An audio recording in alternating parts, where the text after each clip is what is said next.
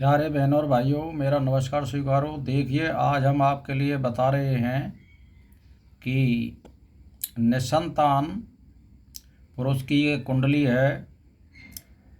तो ध्यान दे करके देखिए कि इसमें तुला लगन है और लगन में केतु, सूर्य और बुध विराजमान हैं और द्वितीय स्थान में वृश्चिक राशि में शुक्र है और तृतीय भाव यानी सहज भाव में धनु राशि में शनि है और पंचम स्थान में कुंभ राशि में शनि है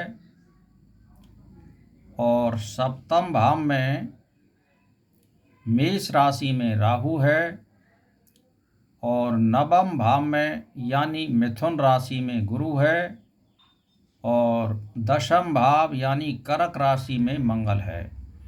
इस तरह से ये ग्रहों का इसमें समावेश है और ये निसंतान पुरुष की कुंडली है। काफ़ी धन संपत्ति वाला जिम्मेदार है और दो दो तीन तीन इसने शादी भी की हैं, लेकिन किसी के भी कोई संतान नहीं हुई है। संतान हुई है तो 3 महीना 4 महीने का गर्भपात हो चुका है और किसी के गर्भ रहा भी नहीं है और किसी के रहा है तो गर्भपात हो गया है। तो भाई और बहनों, देखिए इसमें कारण कुंडली का क्या बता रही है कि देखिए, पंचम भाव में चंद्रमा 10वें होकर विराजमान है और इस पर यानी पापी शनि की तीसरी दृष्टि है चंद्रमा पर भी और पंचम भाव पर भी।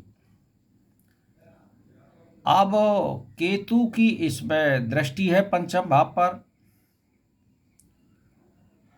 और इसके बाद में पापी मंगल नीच दशम स्थान में बैठा हुआ है, जो 8वीं दृष्टि से पंचम भाव और पंचम भाव में चंद्रमा को देख रहा है।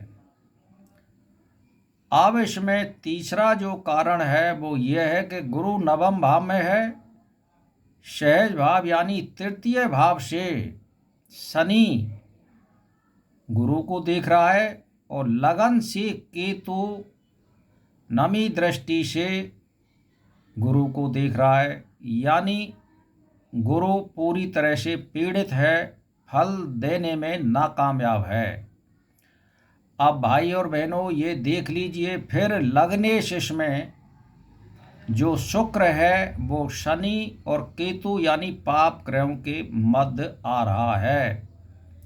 दूसरी बात, चंद्रमा भी शनि और राहु के पाप ग्रहों के बीच में है, इसीलिए ये कुंडली संतान प्राप्ति के विशेष बाधा योग बना रही है और ये पुरुष जिंदगी भर निसंतान रहा और इसने 3 शादी भी की हैं, लेकिन किसी के भी संतान नहीं हुई है। एक पत्नी के संतान हुई लेकिन वो मृत भई है। 4 या 5 महीने का गर्भपात हो चुका है। तो भाई और बहनों, मैंने उदाहरण के तौर पर इस कुंडली को मैं पेश कर रहा हूँ आपके लिए।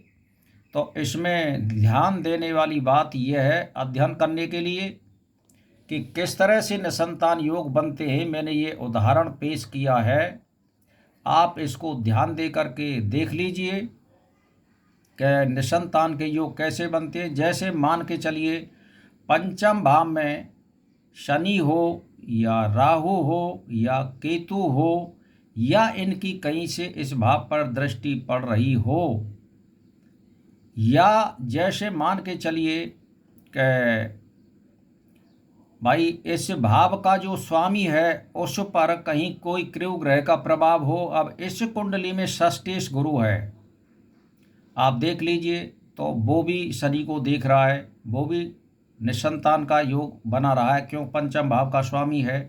तो आपस में ये क्रॉस हो रहा है। तो पहले ये ध्यान दे लीजिए कि पंचम भाव और पंच में इस पर कितने क्रूर ग्रहों का प्रभाव है। इस हिसाब से निसंतान का योग बनता है। हमेशा ये ध्यान देने वाली बात है, पंचम भाव पर या पंचमेश यानी उसके स्वामी पर क्रूर ग्रहों का प्रभाव गर्भपात या गर्भ ना ठहरने की स्थिति पैदा करता है। उसके लिए उपाय कुंडली में देखने पर मालूम हो जाते हैं और उसका उपाय भी संभव हो जाता है अगर कुंडली का निरीक्षण करने वाला हो और सही उसका जानकार हो तो भाई और बहनों, मेरा इसी के साथ प्रणाम स्वीकार हो।